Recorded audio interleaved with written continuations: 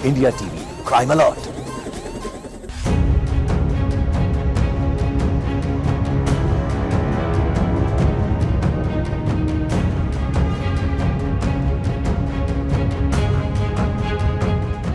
गांधीनगर की अदालत ने आज आसाराम बापू को अहमदाबाद रेप केस में दोषी करार दिया है। ये दूसरा मामला है जिसमें आसाराम बापू रेप के आरोप के केस में दोषी करार दिए गए हैं। जोधपुर में वो ऑलरेडी लाइफ टर्म काट रहे हैं और अब गांधीनगर कोर्ट ने भी उन्हें दोषी करार दिया है 2001 के रेप के मामले में।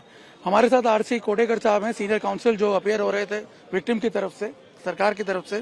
कोटेकर साहब, ये बताइए कि क्या मानते हैं, फाइनली जो विक्टिम्स हैं उन्हें न्याय मिला? मैं समझता हूं कि न्याय तो मिला है, क्योंकि विक्टिम ने जो हिम्मत की है वो कोई भी आम महिला कर नहीं सकती, और उन्होंने अपनी पूरी हिम्मत जुटा के और एफआईआर करने की जो चेष्टा की थी, और उसके बाद जब गवाही देने का समय आया तो जो गवाही दी थी और उन्होंने जिस तरह से क्रॉस एग्जामिनेशन भी फेस किया वो काबिल तारीफ है। और उस लड़की को मैं धन्यवाद भी देना चाहूँगा।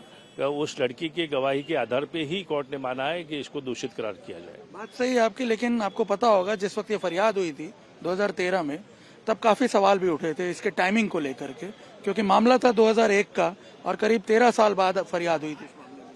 ऐसा है कि सुप्रीम कोर्ट ने कई सारे जजमेंट्स में ये कहा है कि क्राइम नेवर डाइज। कोई भी ऑफेंस छुपा नहीं सकते आप, ये कभी भी आ सकता है, ऊपर सतह के ऊपर आ सकता है। लेट आने का कारण ये था कि 2001 का बनाव है, 2007 तक उसको आश्रम में ही रखा गया है एक या दूसरे कारणों से। 2007 के बाद वो भागी है आश्रम के बाहर, लेकिन उसके सामने ये डर तो था कि अगर मैं कुछ बोलूंगी तो मेरे पूरे परिवार को खत्म कर दिया जाएगा, क्योंकि उनका बहुत सारा इन्फ्लुएंस था, बहुत सारी ताकत थी, बहुत सारी हिम्मत थी। तो वो इतनी हिम्मत जुटा नहीं पाई, उसको कोई सपोर्ट सिस्टम नहीं था, और वो बहुत ही छोटे फैमिली में से आ रही थी, उसके पास कोई सपोर्ट सिस्टम नहीं थी। उसके बाद जब ये जोधपुर का इंसिडेंट बना, और जोधपुर के इंसिडेंट में जब जोधपुर हाई कोर्ट ने जब उनको बेल नहीं दिया, तब उसने हिम्मत जुटाकर ये फरियाद करने का निर्णय किया। ठीक है, लेकिन इस मामले में हमने देखा कि बाकी के जो 6 आरोपी थे, इंक्लूडिंग आसाराम बापू की वाइफ और उनकी बेटी, जिन पर भी काफी गंभीर आरोप लगे थे, उन्हें सबको एक्विट कर दिया कोर्ट ने, उन्हें दोष मुक्त जाहिर किया। उनको अबेटमेंट के तहत प्रोसिक्यूशन ने लिया था। अबेटमेंट के लिए तो हमारे पास भी सबूत थे ही, हमने अच्छी तरह से सबूत पेश भी किए हैं, लेकिन कोर्ट अगर ना माने तो शंका के आधार के ऊपर उनको छोड़ा है।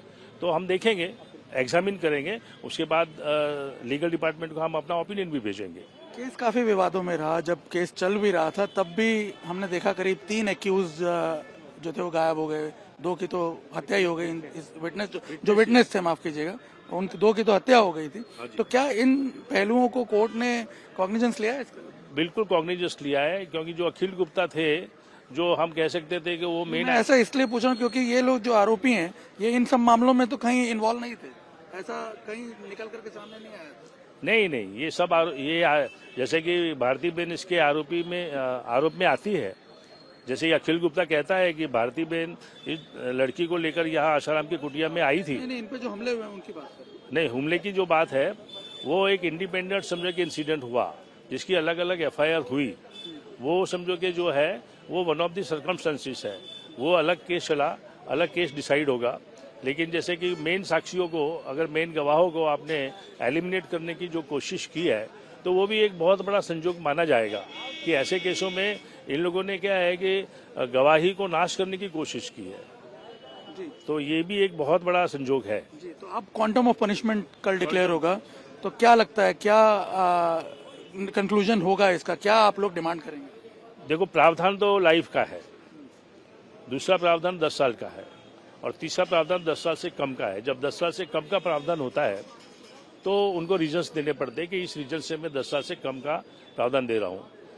आपको मालूम ही होगा 9 साल से वो जेल के अंदर है, हमने उसको बरी नहीं होने दिया। लेकिन इस केस में क्योंकि 376(2)(c लगा है, हाँ। यानी संस्था का जो प्रमुख है वो खुद ही इन्वॉल्व है रेप में, तो क्या लगता है कितना गंभीर माना जाएगा? गंभीर ही माना जाएगा, गंभीर ही है। और ऐसे केसों में कोई भी लीनियंसी कोर्ट को बतानी नहीं चाहिए। हालांकि ये तो ऑनरेबल कोर्ट ही डिसाइड करेगी, लेकिन हमारा ये प्रयास रहेगा कि इसको महत्तम सजाओ अने लाइफ इम्प्रिजनमेंट हो। बहुत बहुत धन्यवाद। तो ये थे आरसी कोडेकर साहब जो बता रहे हैं कि मैक्सिमम जो सजा है उसकी मांग की जाएगी प्रोसिक्यूशन द्वारा, ताकि विक्टिम जो हैं उन्हें पूरा पूरा न्याय मिल सके। कैमरामैन अमित राठौड़ के साथ निर्णय कपूर, इंडिया टीवी, गांधीनगर। जुर्म कितना भी संगीन क्यों ना हो, अपराधी कितना भी शातिर क्यों ना हो, हर रात से उठेगा पर्दा, सामने आएगी हर खबर की सच्चाई। इंडिया टीवी क्राइम अलर्ट पर क्राइम की खबरों से अपडेटेड रहने के लिए India TV crime alert channel YouTube पर सब्सक्राइब करें, बेल आइकन दबाना न भूलें। सावधान रहें, सुरक्षित रहें, देखते रहें। India TV crime alert.